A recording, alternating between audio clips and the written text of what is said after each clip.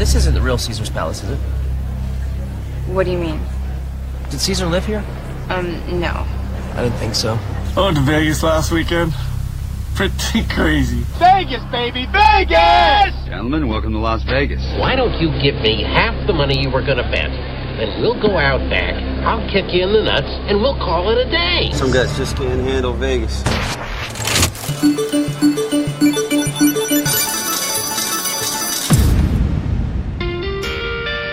Hey there, and welcome to episode number 21 of the Jeff Does Vegas podcast. My name is Jeff, and I'll be your podcast tour guide for our journey together to the best city on the planet, fabulous Las Vegas, Nevada. Before we get into the show, I just want to take a moment to thank my special guest from the last episode of the podcast, my very good friend, Lisa Marie Smith. Lisa was kind enough to join me on the show to share her story, including growing up in Las Vegas, touring around the world, performing as a headliner on the Vegas Strip, releasing her first EP, and sharing some of her personal struggles as well. If you haven't had a chance to listen yet, head to wherever you get your podcasts and check out episode number 20 of the show. And I'm not sure how I missed out on this. I want to thank TravelZork.com for picking this show for their 2019 list of the top gambling and Las Vegas podcasts. They had some very kind words to say about the show, and it's an honor to be on that list with some absolutely amazing and established podcasters. So again, thank you very much to TravelZork. And finally, a quick reminder to head to jeffdoesvegas.com to fill out the audience survey. I'm looking for your honest feedback on the show so I can make your podcast listening experience that much better. All right, let's get things underway.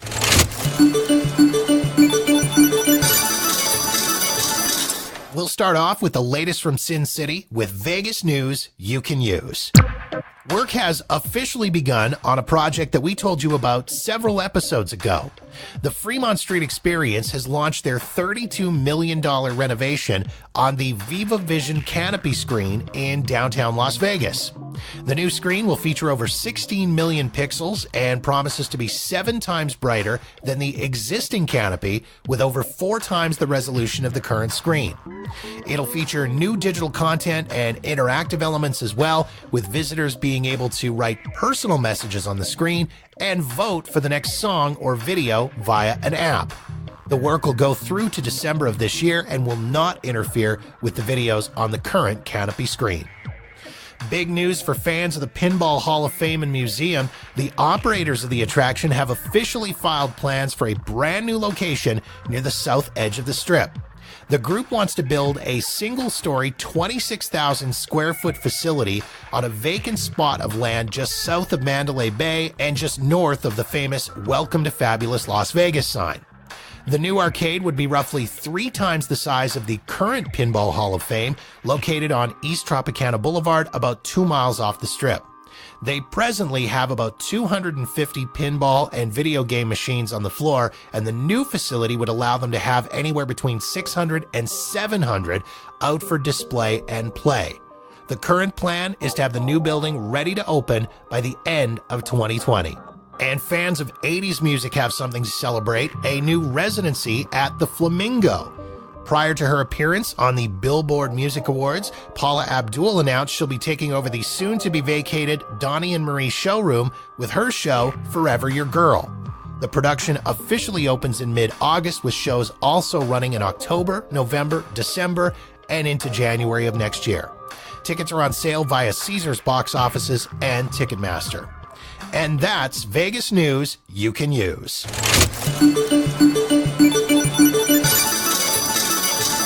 The topic for this episode of the podcast is a somewhat controversial one, and one that affects pretty much anyone and everyone who travels to Las Vegas. This time around, we're talking about resort fees.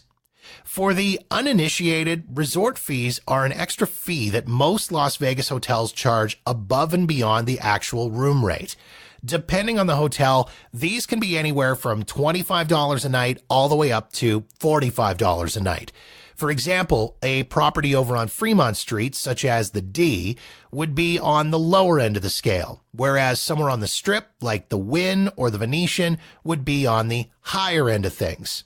Now, the stink of it is that a lot of people come to Vegas completely unprepared to pay these fees.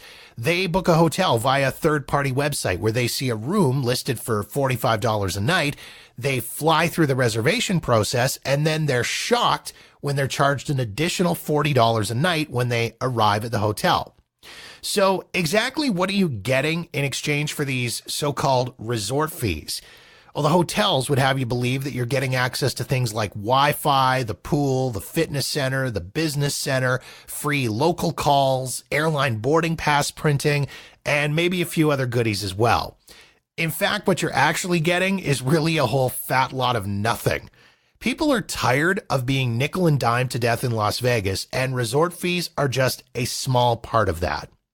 Joining me for this episode of the podcast is Lauren Wolfe. Lauren is a Washington, D.C. based lawyer who, like a lot of other people who travel across the U.S., was tired of having to pay this so-called mandatory fee in exchange for essentially nothing.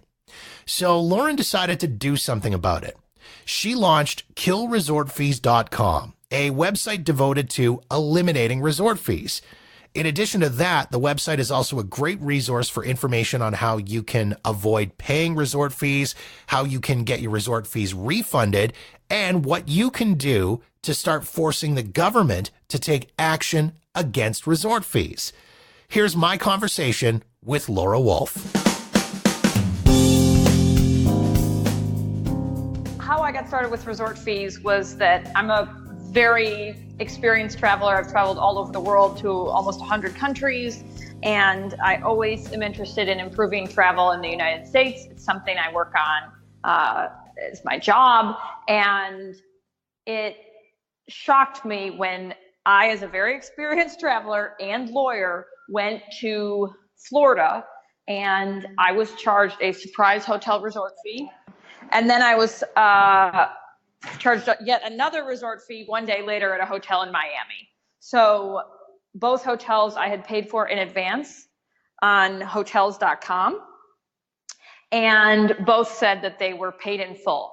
When I arrived at the hotel, of course, they demanded a $20 and $25, the other one, hotel resort fee. I was curious about the legality of it because it seemed to totally violate all consumer protection laws that I knew of. And so sure enough, for the first one, I sued the hotel in small claims court in Washington, D.C. The hotel got the notice of the lawsuit, and they just wrote me a check for the amount of the resort fee plus the court costs that are required for me to file that. The other one, I simply kicked off of my Amex credit card. I had the old Amex Starwood card, and I kicked it off of that. Is it common, do you think? Do a lot of people go to the lengths that you have gone, or do they just kind of say, you know what, it's a thing and that's it? Well, obviously they're still existing because most people aren't doing anything about it. What's shocking is that these fees, I've learned a lot more since I personally was charged the fees. These fees are illegal already under existing state law. They're specifically illegal under Nevada's Deceptive Trade Practices Act, which is their existing consumer protection law. The problem is that the person who has to enforce these laws is the Nevada Attorney General.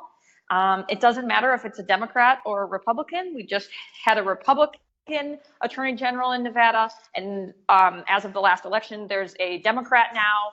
We're hearing that Nevada is basically the only state where people are filing consumer complaints with the Attorney General there, and he's not responding to any of them. His office has never responded to anything. As far as we know, they're not doing anything in Nevada to uphold existing consumer protections in the state law due to the power of the gambling and hotel lobbies to pay off all these politicians. Right.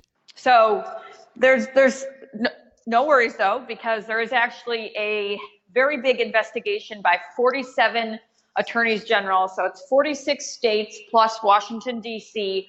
have joined in an investigation into seeing if hotel resort fees are deceptive and are misleading and deceptive, which are the kind of AG speak for illegal.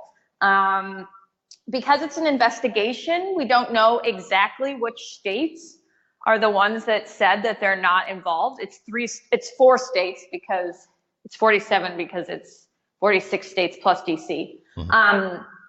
And we only know of this investigation because the Attorney General of Washington, D.C., Carl Racine, subpoenaed Marriott because Marriott refused to comply with the investigation. And that's a public record. So, I mean, I guess the argument, it's one of those things, too, where, you know, and again, by no means do I say, hey, you know what, these resort fees are great.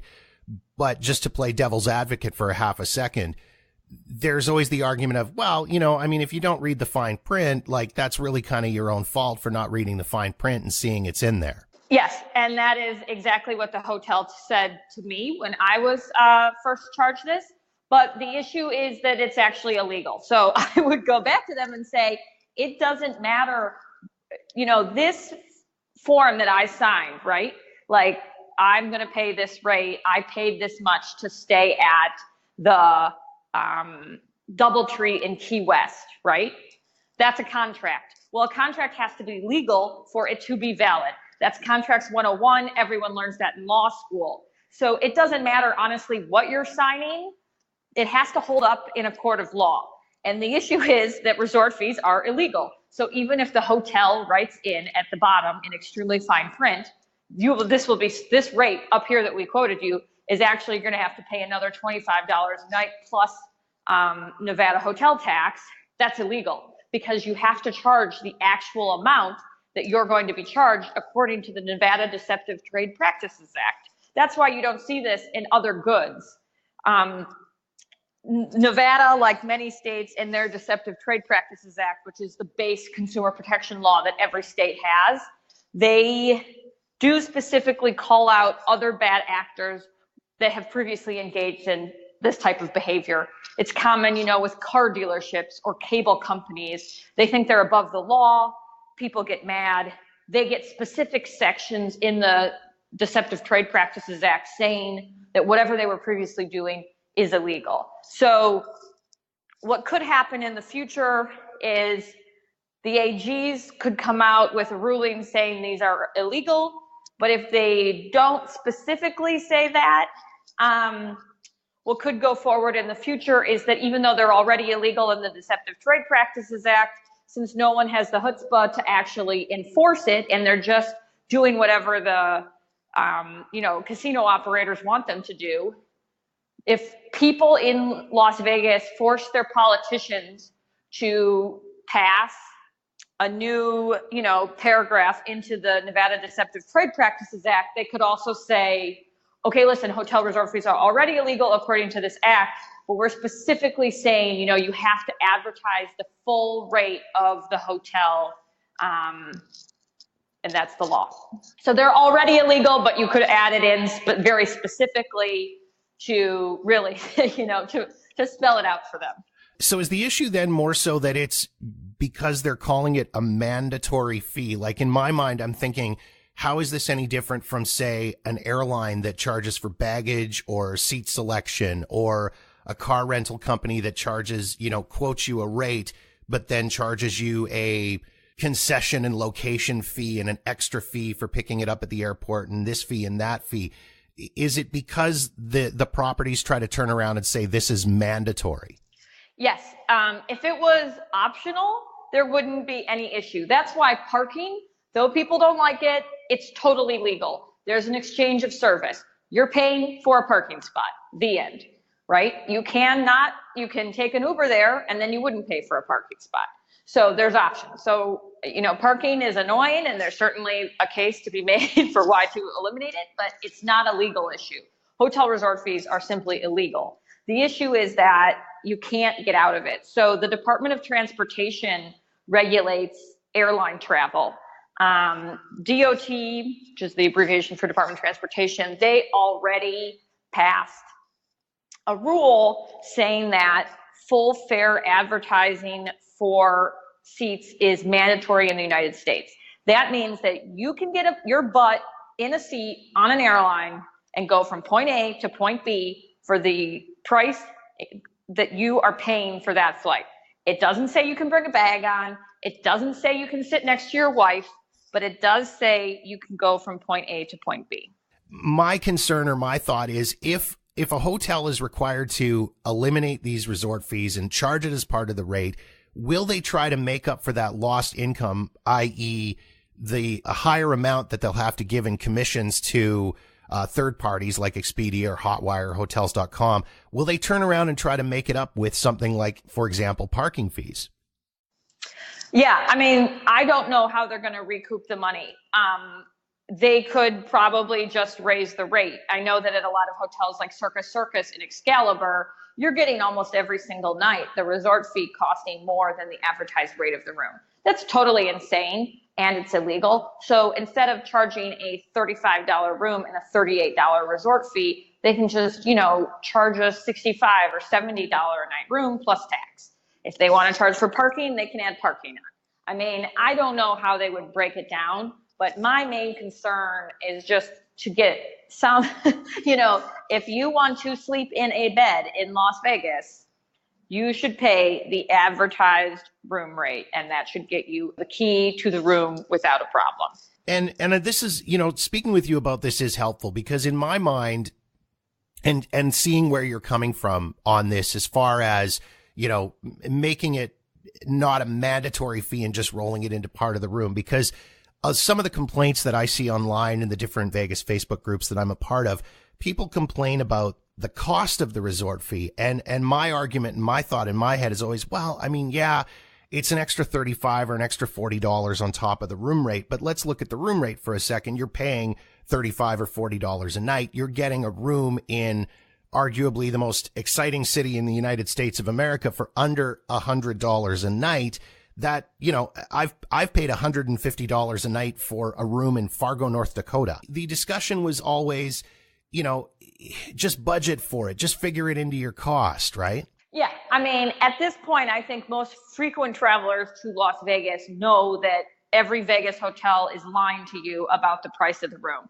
But to me, the issue is that the hotels are lying to you. Why would you want to go to a place that is literally breaking the law to scam you? It's just, there's so many places to go in the United States and around the world that there's options to go that aren't robbing you. Right. So I guess my next question then obviously is, what can a person do to not pay these resort fees? I looking on the website, which by the way is a fantastic website, very well laid out and answers a lot of these questions. But I mean, if, what is a person's option as far as, dealing with the resort fees? I would say that file a complaint with the Nevada Attorney General. And then if that doesn't get anywhere, because it's likely not to, based off of what people have told me, to dispute the resort fee with your credit card. And specifically point out the Nevada Deceptive Trade Practices Act. It's against the law, and your credit card will likely refund you. Like I said, my credit card refunded me, and it was a Starwood Amex. I mean, it's a hotel credit card. And, I think that they just don't have enough people disputing this. Any other, if people are in the United States, the Nevada Attorney General has not followed up on these complaints as far as we know. I haven't heard of him ever following up on one. And him, I'm referring to both the current Democrat and the previous Republican. We've never known anyone to successfully be able to fight a consumer complaint on resort fees in Nevada. However, almost every other state is processing the consumer complaints. The forms take 60 seconds to fill out. They're all online. And you can file, like if you're from New York or if you're from North Dakota, just file with your attorney general in North Dakota or the New York Attorney General. You can just do it in your home state if you're from another state in the United States. And so I guess the next question then is, when I'm checking out of the hotel, when I walk up to the front desk on my last day and they say, "Thank you, Mr. Walker, here's your final bill," I can look at that and go, nope, I'm not paying those resort fees. I don't think that's going to get you anywhere, frankly. And I do feel bad, honestly, for the front desk clerks who are, not earning that much money, and they have to deal with these people. They're certainly not the ones that set these prices, and they probably would really like for you to have a great time. I do think you could ask politely and just say, these fees are against the law. I don't think I should be paying them, and I'll dispute them later. So you could refund me now, or I will definitely get the money back later. But at the end of the day, the person who's earning probably just above minimum wage, who's working at many of these desks in Las Vegas, is probably not the best person to take your anger out at. Has there been any discussion at all about class action suits? Yeah, there's a few lawsuits in the works right now. One of them is against Wyndham, and it's been able to move forward. There's another one that's going on in another jurisdiction. And then there's another interesting one in Las Vegas that is going forward that's also just about kind of the issue of the hotels lying to say that internet is covered in the resort fee. Internet cannot be taxed at the hotel tax rate, which is what the hotels are saying when they are saying that a resort fee covers Wi-Fi in a hotel. That's also against the law. So there's a case about that going on. So there's a lot of litigation. The problem with this is that cases like these can take 3 or 4 years to work themselves through a court system. Like the Wyndham case, which is promising, just fought a battle to even be heard in court. It won. So the case will be heard. But that still means that, you're potentially a year or even 2 away from a judgment on that case. Well, and some of the tricks that some of the hotels have tried as far as resort fees. I mean, I received an email offer from Treasure Island saying, hey, we've got this offer, this no resort fees offer, blah, blah, blah. So I priced it out and it was $85 a night. I jumped on to Expedia and I looked at the cost of the room, just a straight up booking. It was $50 a night plus the $30 a night resort fee. Yep. And this is, again, the hotels saying that a resort fee covers anything is a complete and total farce. It's a lie. It's just a way that the hotel lies to consumers about what's included in the room rate. And the only way that they're getting away with illegally lying about the price of a room in violation of existing Nevada law is that the gambling and hotel lobby is very powerful in Nevada, and they pay off their politicians to vote and support the gambling and hotels over the people. And I think you're finally seeing now that, visitation this past month is down 1.4%. It's been down consistently previously. And, the convention authority and the mayor and the commissioners in the county don't want to admit that resort fees are a thing. So no one's actually has any incentive to rein them in because basically all of their politicians are getting paid off by the hotel lobbies. If you look at the congressional candidates, the mayor, the AG, doesn't matter, Democrat or Republican, their number one donors are MGM casinos, the Caesars casino. It's insane. So until the people of Nevada really rise up against their politicians to demand better and demand that, these resort fees are what the casinos want, but they're driving down tourism now at this point, which is hurting Nevada jobs, and it's hurting the money that people in Las Vegas who work in these hotels can put in their pockets. So it's shocking to me that somebody who isn't an honest politician in Nevada hasn't come forward with this. And I mean, I have sample legislation that would add this to, a ban on hotel resort fees, specifically to the Nevada Deceptive Trade Practices Act. But really, it shouldn't be necessary because it's already illegal according to Nevada law. And it's really becoming a situation too. I mean, they're starting to make these moves towards, automated bartenders in the back and cutting down on service and the self-serve check-in kiosks at the front desk. Like it really is. It's getting frustrating. And as I say, it feels like you're paying more and you're getting less. Yes, 100%. You are paying more and getting less. I mean, frankly, I used to go to Las Vegas every single year. I grew up going to Las Vegas. I'm originally from Detroit. I've always said that I've traveled all over the world, but my favorite flight in the world is the Detroit to Las Vegas flight. Never have you met a better group of people more excited to get their weekend on. But I have not gone back since I was charged a resort fee. And I knew about the resort fee going in. This was like 6-7 years ago. You know, I was a youngish woman. A bunch of my friends were having bachelorette parties. And ever since, I've directed them to other cities because I am so morally opposed to the concept of ripping people off an extra $25 a night. So, I mean, I'm one of obviously millions of people that feels like this. And it's really a shame because it's hurting the tourism of Las Vegas, which in turn hurts the people who live and work there. And the politicians, unfortunately, haven't stood up to the hotels and casinos to implement better policy and basically enforce existing laws. Well, Lauren, I really do appreciate, again, you taking the time to hop on here and chat with me about this. It's a topic that always gets a fervor of yelling back and forth and a lot of discussion on various Facebook pages, and always ends with somebody typing all caps. So again, it's a topic that people are passionate about. So I really do appreciate you taking the time to jump on. If people want to find you guys online to join in the discussion, there's all kinds of places they can do that.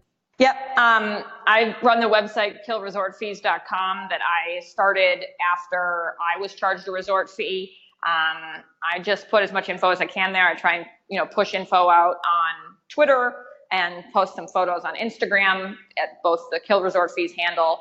Also, I do work for Travelers United, which is an organized, established organization in Washington, D.C. that fights for consumer travel rights. So there's all sorts of issues there that you can get involved with if you want, from hotel resort fees to, making sure the Department of Transportation does enforce or implement a rule about being able to sit next to your spouse or kid on an airline, things like that. So that's what we work on normally. You might want to get involved there.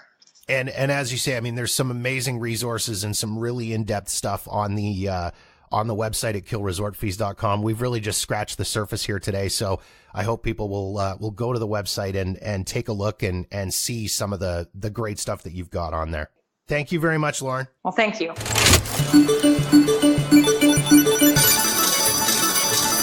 All right, that pretty much wraps things up for this episode of the podcast. As always, if you've got feedback on the show, you've got Vegas-related questions, or you want help planning your own Las Vegas trip with ideas on where to stay, where to eat, what shows to see, or what to do, feel free to reach out via Facebook, Twitter, or Instagram at Jeff Does Vegas, or email me at jeff@walkernewmedia.com.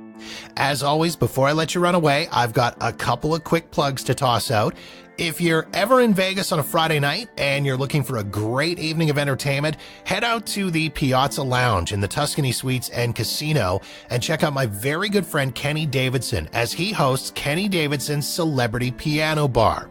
Kenny and his band are accompanied by different Vegas performers every week, and you never know who's going to show up. The show goes every Friday night starting at 8:45.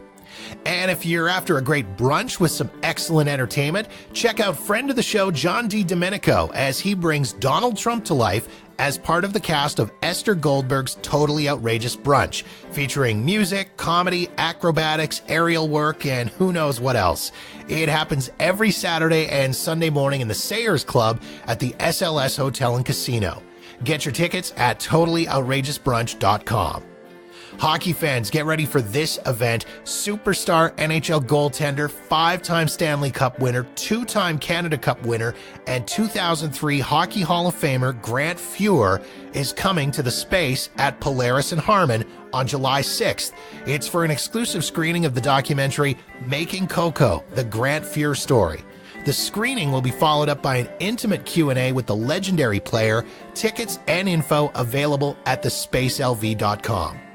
And don't forget about Monday's Dark at the Space. Twice a month, host Mark Chinook is joined by his Vegas friends for a night of music and more as they raise $10K in 90 minutes for a local Las Vegas charity. Tickets start at just $20 and are available online along with charity info and show dates at mondaysdark.com. As for me, I'm a little over a month away from my next planned Las Vegas trip coming up in mid-June, meaning I'm living vicariously through your Vegas vacations right now. Feel free to share your photos as well as your own personal Las Vegas tips and tricks with me and my listeners via social media at Jeff Does Vegas. Once again, thanks for listening to the show. If you like what you hear, be sure to subscribe for free wherever you get your podcasts so you'll be notified as soon as new episodes are posted. Also, be sure to head to the website at jeffdoesvegas.com for show archives and info on the Jeff Does Vegas patron program.